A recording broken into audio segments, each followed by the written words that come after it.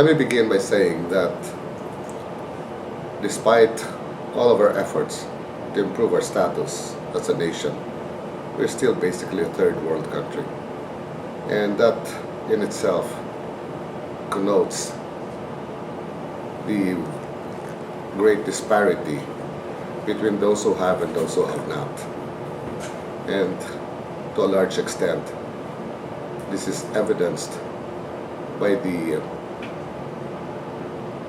way people avail of medical health care in this country. And it seems that for those who could afford, health care is among the best in the world. But for those who cannot, even the most basic of needs are provided outside the loop of what we call as the proper healthcare delivery system. There is a dire need for us to take a hand to make sure that this disconnect between available medical health care resources and those who are in need of them could actually be matched. And the only way that can happen truly and realistically is to make healthcare affordable. Therefore, the dire need of all groups of people, organizations that could actually help in bringing healthcare services to the greater number of our population is truly a noble endeavor. But it takes not just philanthropy, it takes business sense. And this is where HMOs have come into the picture. So what is the nature of HMOs? Health maintenance organizations basically manage utilization to make sure that costs are contained, allowing our greater population to have a higher level of income that will eventually afford them health care. Because if costs continue to escalate at a rate faster than their ability to earn, obviously, less and less of our population would end up with proper health care in the future.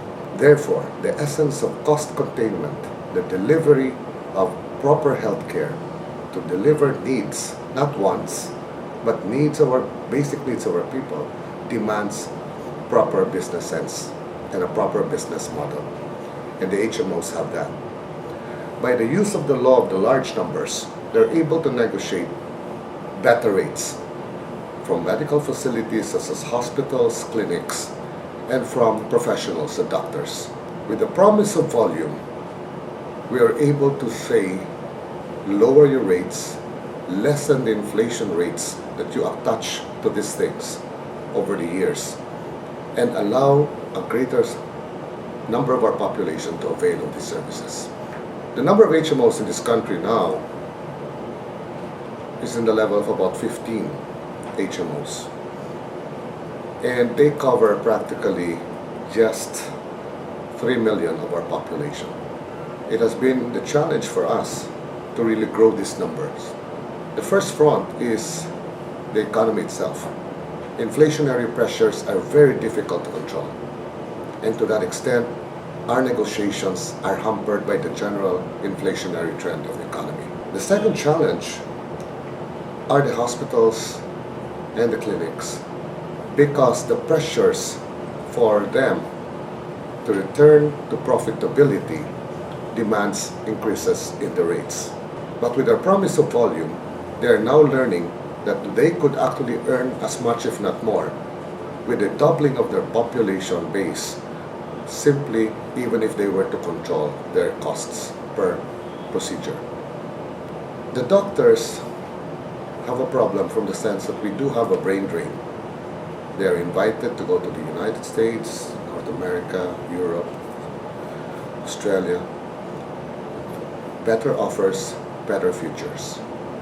Unless they can stay and have a sense of stability in their income and a sense of future and growth in their careers, this will not be impeded.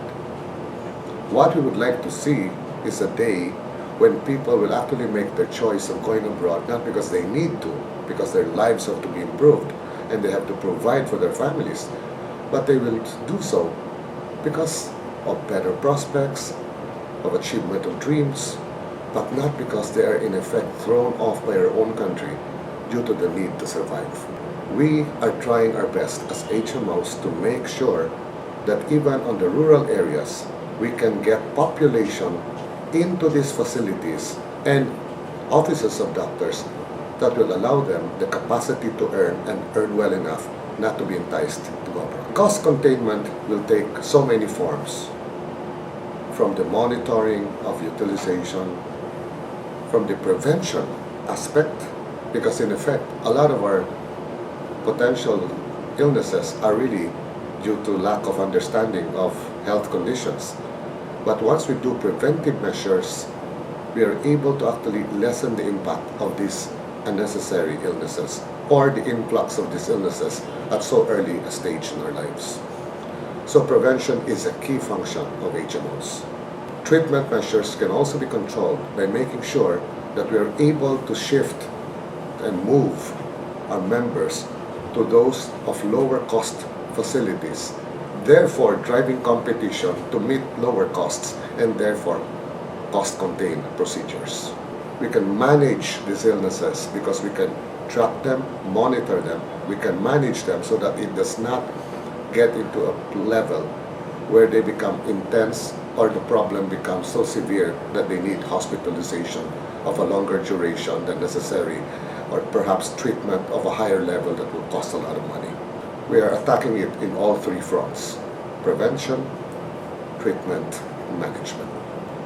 The one who understands the business and the nature of the business is armed so far in advance than everybody else who only has a glimpse of what it is. Because in understanding our nature, we can take advantage of all of its challenges, of all of its traits, of all of its strengths, and understand where the weaknesses will lie and where we should not venture into because that is not in the nature of HMOs. For example, we have not ventured to own our own hospitals or to own universities or medical fields where they could develop specializations and all. We simply know where we are good at, where we should focus our attention and take maximum advantage of the same. Intellicare knows its business. We have been here for 17 years. We have grown over the 17 years at a compound rate of over 20% per annum. We are a preeminent HMO of this country, and we have proven ourselves with our track record with having the best, the biggest organizations in this country in our fold. We intend to remain a force to be reckoned with, a dominant market player. But at the end of the day, our culture truly is our differentiation.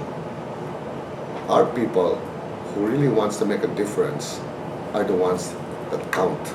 In that sense, I think our people have, we call in local dialect, this sense of pagmamalasakit.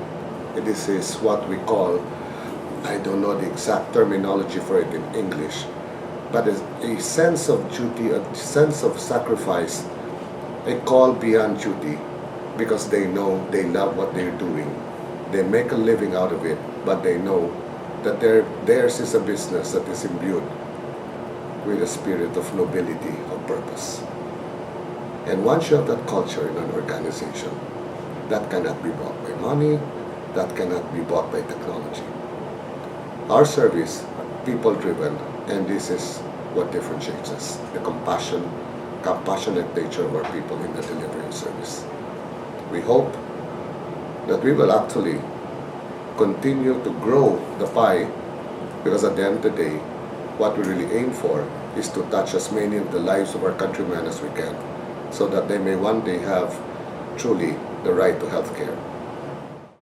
For more videos, please visit www.voicesofthephilippines.com.